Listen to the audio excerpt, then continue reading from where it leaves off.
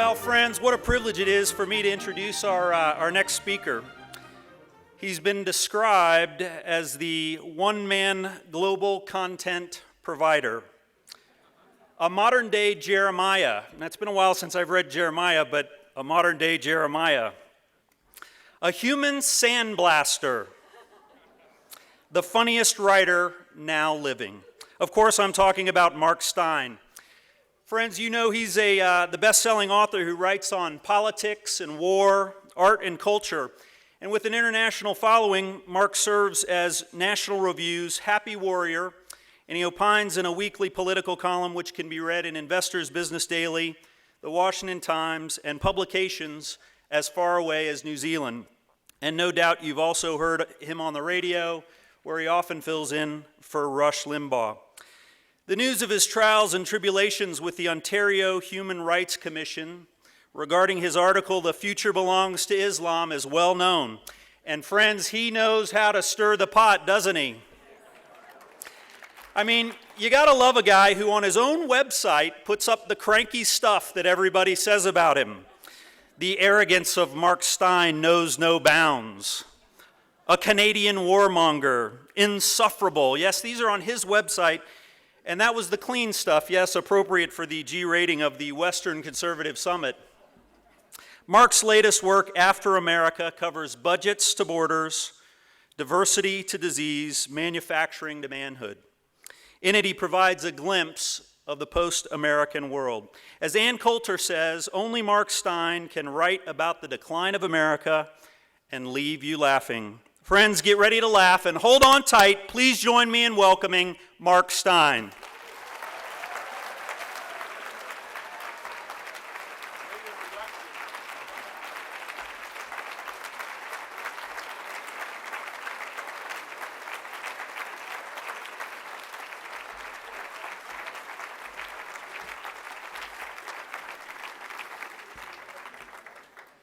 Thanks, Will. It's great.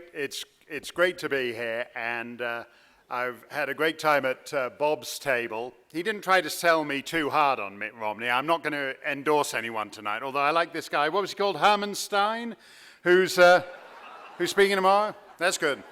Last year, Niall Ferguson, professor at Oxford University, Harvard, joined eminent thinkers like Barbara Streisand. Please. She was only one of the eminent thinkers. There was also James Brolin at the Aspen Ideas Festival. Any people here, by the way, who are also at the Aspen Ideas Festival? Wow, that does surprise me. Anyway, Professor Ferguson told Barbara Streisand and co., quote, "Having grown up in a declining empire, I do not recommend it. It's just not a lot of fun, actually, decline," unquote. And one of the saddest aspects of the present debate is the assumption that American decline will be as comfortable for Americans as British decline was for Britons. It's not going to go smoothly that time round, and next time round is already underway. By 2016, according to the IMF, the world's leading economy will be a communist dictatorship. Think about that. If the IMF is right, whoever is elected next November will be the last president of the United States to preside over the world's leading economy. That should be a mark of shame to every American. The last president of the United States to preside over the world's leading economy. Instead, the preeminent economic power will be a one-party state, no freedom of speech, no freedom of the press, no freedom of association, no freedom of movement, a land whose legal, political, and cultural traditions are as alien to its predecessors as could be devised.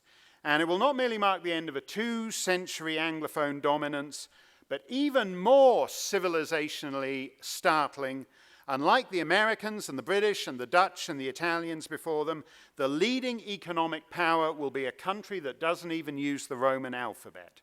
When money drains, power drains. The next 5 years are more critical than any projections for 2050.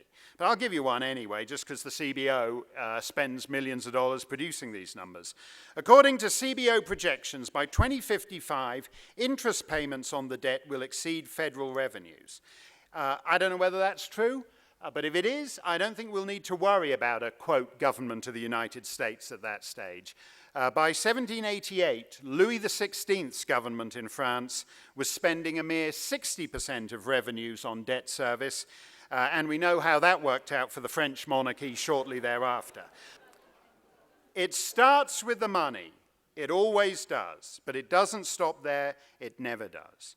Because when government spends on the scale Washington's got used to, it's not a spending crisis, it's a moral one. There's nothing virtuous about caring, compassionate progressives demonstrating how caring and compassionate and progressive they are by spending money yet to be earned by generations yet to be born. And that is where I disagree.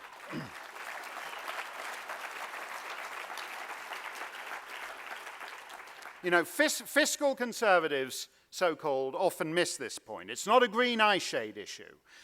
Increasing dependency, disincentivizing self-reliance, absolving the citizenry from responsibility for their actions. The multi-trillion-dollar debt catastrophe is not the problem, but merely the symptom.